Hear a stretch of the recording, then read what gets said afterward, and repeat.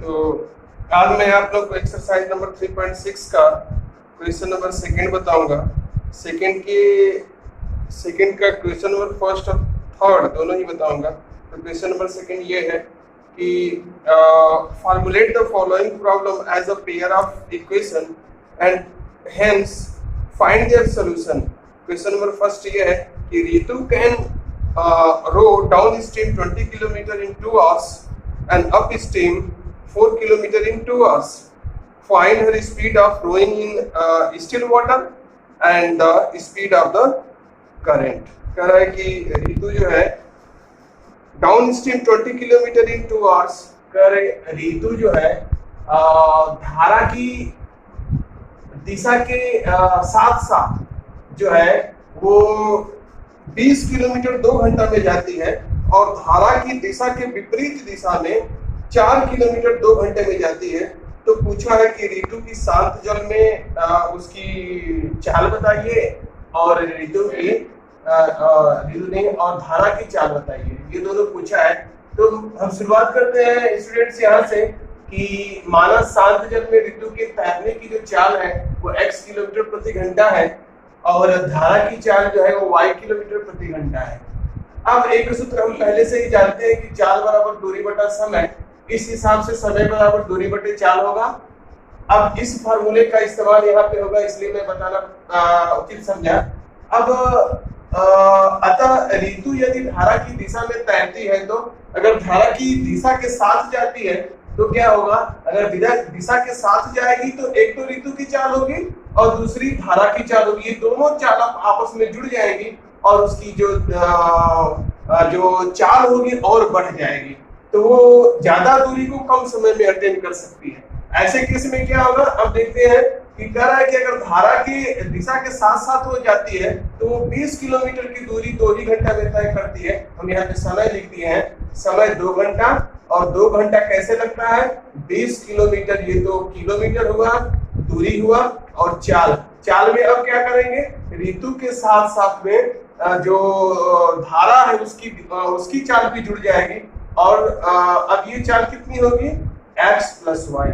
इस तरह से अगर दूरी में अगर हम चाल से भाग दें तो समय निकल के आएगा। वो समय कितना है 2 घंटा।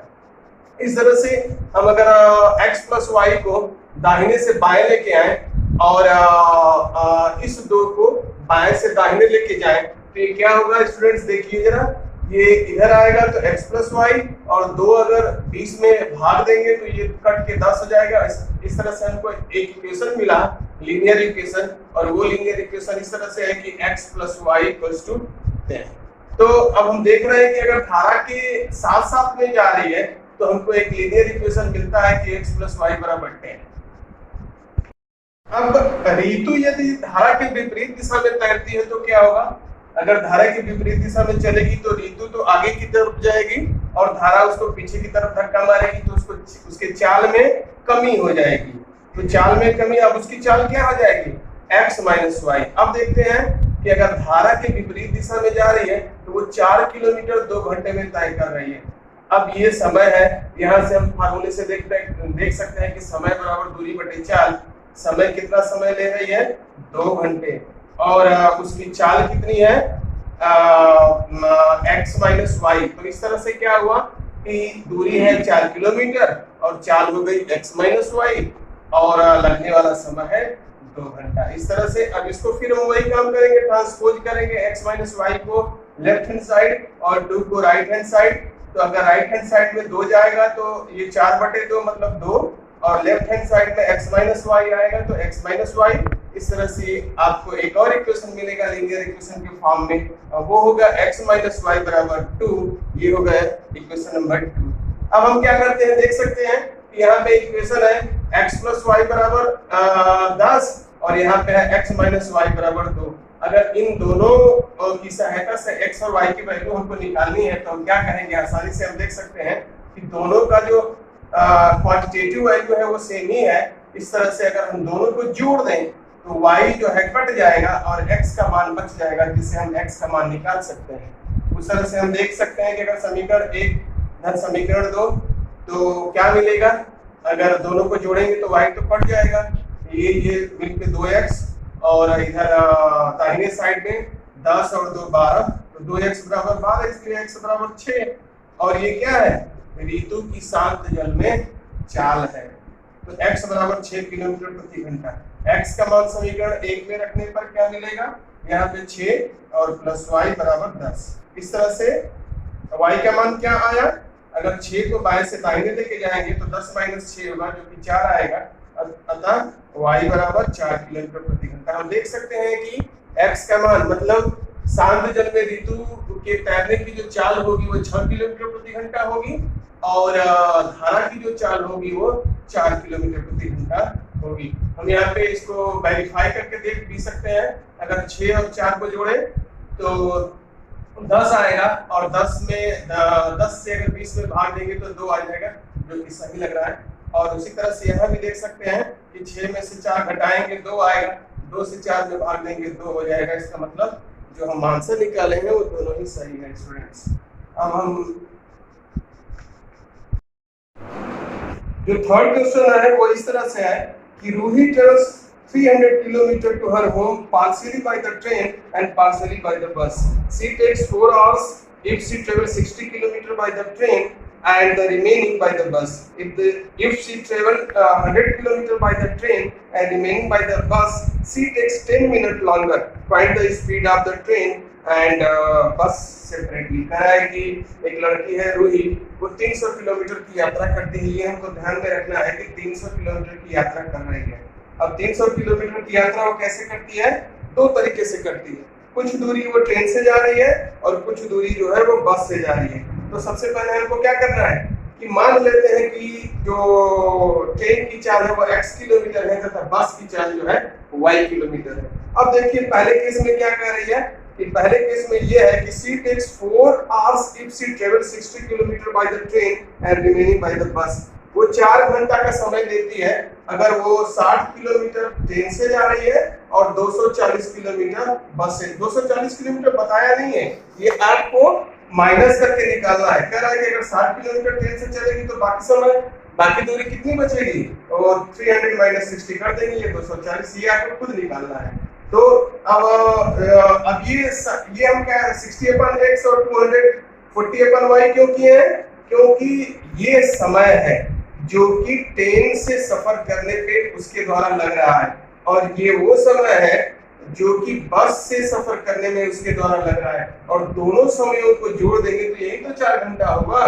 तो पहले हम ट्रेन के द्वारा लगा हुआ समय निकाले हैं, उसके बाद बस के द्वारा लगा हुआ समय निकाले हैं। अब ये कहां से आया है? वो इसी सूत्र से आया है, समय बराबर दूरी बटे चाल। दूरी ट्रेन से कितनी तय कर रही है? 60 किलोमीटर। ट्रेन की चाल कितनी है? x किलोमीटर, तो 60/x। उसी तरह से बाकी बची हुई दूरी 240 किलोमीटर बचता है, तो 240 किलोमीटर वो बस से दूरी तय करती है। तो इस हिसाब से उसको समय कितना लगेगा? दूरी बटे चाल, मतलब 240/y। और ये दोनों ही समयों को जोड़ने से कितना समय लग रहा है? 4 घंटा। तो ये आपको इक्वेशन 1 मिल गया। उसी तरह से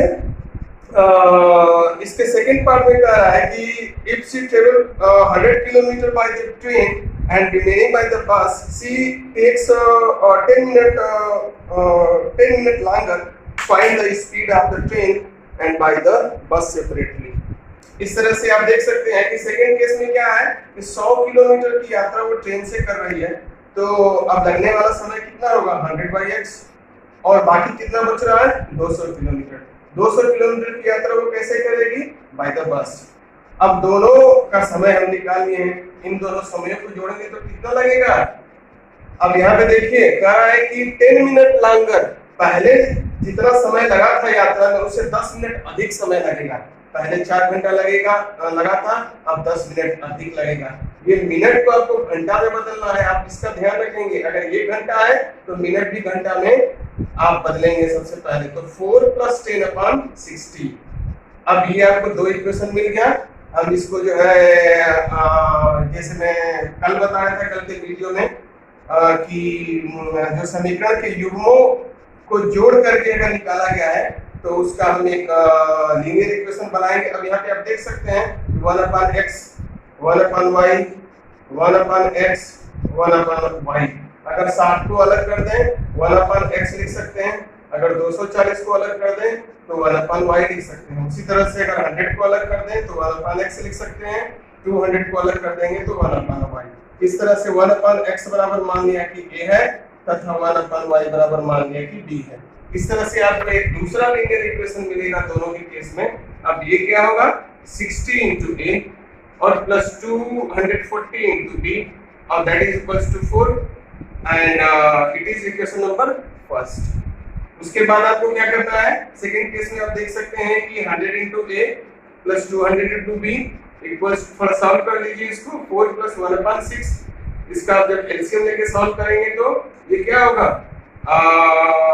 6 4 जा 25, 25 प्लस 1 सॉरी 6 4 जा 24, 24 प्लस 1 25/6। इसको आपको सॉल्व करके 25/6 आएगा। ये आपका इक्वेशन नंबर 1 होगा।